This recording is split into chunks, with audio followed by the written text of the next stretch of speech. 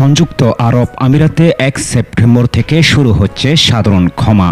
সাধারণ ক্ষমার এই বিষয় নিয়ে নানা সন্দিহান থাকলেও এবার দুবাই নিযুক্ত কনসাল জেনারেল দিলেন তার সমাধান। সম্প্রতি তিনি সংযুক্ত আরব আমিরাতের জিডিআরএফ এর প্রধান লেফটেন্যান্ট জেনারেল মারির সাথে এক বৈঠকে এসব বিষয় আলোচনা করেছেন। ১ সেপ্টেম্বর থেকে ৩১ অক্টোবর পর্যন্ত ২ মাস সংযুক্ত আরব আমিরাতে অবৈধ প্রবাসীরা জেল জরিমানা ছাড়া পাবেন সাধারণ ক্ষমার সুযোগ। দুবাইয়ে নিযুক্ত consul general BM Jamal Hossain জানান, দুবাইয়ের ভিসাধারীগণ আল আবির ইমিগ্রেশন এবং অন্যান্য প্রদেশের ভিসাধারী স্ব প্রদেশের ইমিগ্রেশন যাওয়ার পর তাদের নির্দেশনা অনুযায়ী তাহসিল আমের সেন্টারে যেতে হবে।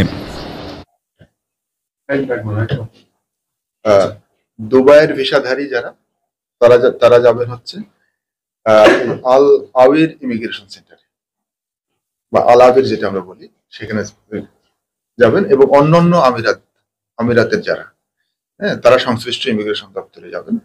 যাওয়ার পরে যদি কখনো ফার্দার কোনো ডকুমেন্ট দরকার হয় বা তখন তারা রেফার করবে কোথায়, যে সমস্ত অনুমোদিত তাহসিল বা আমের সেন্টার আছে সেখানে তাদের যেতে হবে। তাহলে এই বিষয়টা ক্লিয়ার, কোথায় তাদের যেতে হবে। তারা তারপরে অন্য কোনো দেশ থেকে আসতে পারে, তাদের ক্ষেত্রে কি হবে, এটা একটা প্রশ্ন। তাদের ক্ষেত্রে এটা এক ধরনের অনুপ্রবেশ। তাদের ক্ষেত্রে যদি তাদের বাংলাদেশি পাসপোর্ট থাকে বা বাংলাদেশি নাগরিক, তার কোনো প্রমাণ থাকে, ন্যাশনাল আইডি বা অন্য কিছু থাকে, বা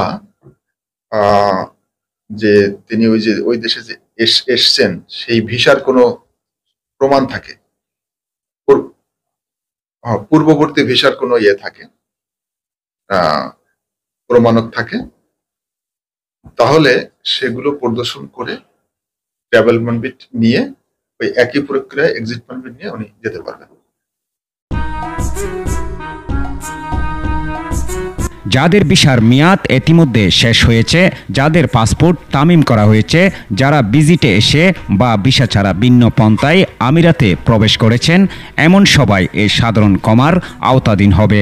এমতো অবস্থায় পাসপোর্ট বা দেশীয় নাগরিকত্বের প্রমাণাদি এবং প্রয়োজনীয় কাগজপত্র সরবরাহ করে দেশে যেতে আগ্রহীরা মিশন থেকে অনুমতি নিতে পারবেন। অনুমতি পাওয়ার পর সংশ্লিষ্ট ইমিগ্রেশন থেকে এক্সিট পারমিট পাওয়া যাবে। অপরদিকে যারা বৈধতার আবেদন করবেন তাদেরকে ৬ মাস মেয়াদী চাকরির সন্ধানী ভিসা দিবে আমিরাত সরকার। এই সময়ের মধ্যে নির্দিষ্ট কোম্পানিতে ভিসা লাগিয়ে বৈধ হতে হবে। তাই শ্রমিকের চাহিদা আছে এমন কোম্পানিগুলোকে এগিয়ে আসার আহ্বান জানিয়েছেন শ্রম কাউন্সিলর।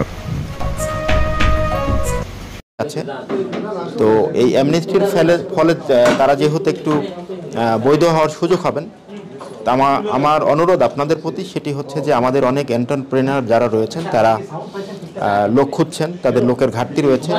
তো এই সকল লোকগুলোকে যেন তাদের কোম্পানিতে চাকরির ব্যবস্থা করেন।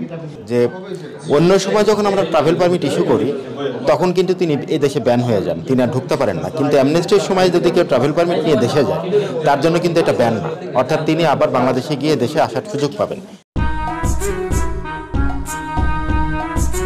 ইমিগ্রেশন থেকে দেশে যাওয়ার অনুমতি পাওয়ার ১৪ দিনের মধ্যে দেশ ত্যাগ করতে হবে। সাধারণ ক্ষমার এই সুবিধা নিয়ে যারা নিজ দেশে ফেরত যাবেন, পরবর্তীতে তারা আমিরাতে প্রবেশে কোনো প্রতিবন্ধকতা থাকবে না। তবে প্রবাসীরা সাধারণ ক্ষমার এই সুযোগ নিতে দ্রুত পাসপোর্ট নবায়নের বিকল্প নেই। ধারণা করা হচ্ছে সাধারণ ক্ষমা শেষে অবৈধ প্রবাসীদের জন্য কঠোর হতে পারে আমিরাত সরকার।